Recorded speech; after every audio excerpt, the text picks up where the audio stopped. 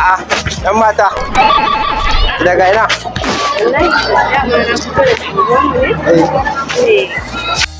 Amma dai ga dukkan alamu ke ba 'yar garin nan bace ko? Gaskiya dai ni ba kuwa ce, ba 'yar garin nan bace. To ina zuwa? Wallahi na dan fito ne nan waje, ina neman shago don sai magani. To kuma na ga alamun duk nan gaskiya area nan ba shaguna. Kuma za ka damu ba dan Allah ka dan bani aron motanka, yanzu zan je in dawo. Aha ba. Dan na baki wannan motar? Mene dan na baki wannan motar? To shikenan. Kun goyi sauri ki je ki dawo. Na gode. Sauka lafiya, Allah ya kiyaye. Bye bye.